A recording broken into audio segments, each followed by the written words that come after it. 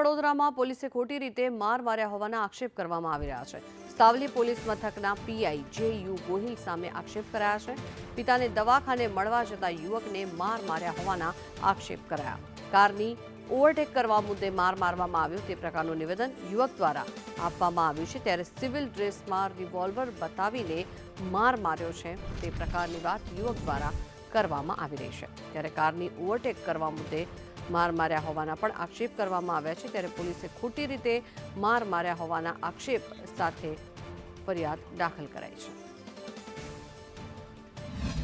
હું મારી ગાડી લઈને બરોડા તરફ જતો હતો અને ડીવી ગોહિલ સાહેબ કરીને ટાટા એમની ગાડી હેરિયર હતી અને મારી ગાડી 60-65 સ્પીડ હતી। હવે મેં એમની ગાડીને ઓવરટેક મારી। મારા આગળ મારા ફાધર ઊભા હતા, બીપીવાળા પ્રોબ્લેમ હતા, 2 દિવસથી હોસ્પિટલમાં હતા।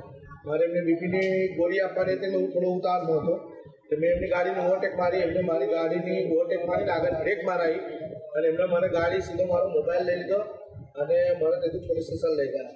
ત્યાંથી મને બે ઝાપટ મારીને 4 ડૂબા માર્યા બૈડામાં, બરાબર। અને મારા ઉપર જ્યારે ગાડી ઊભી રાખી ત્યારે મારી ઉપર રિવોલ્વર તાણી દીધી। કઈ જગ્યાએ ઘટના બની હતી? આ દુમાર ગામમાં।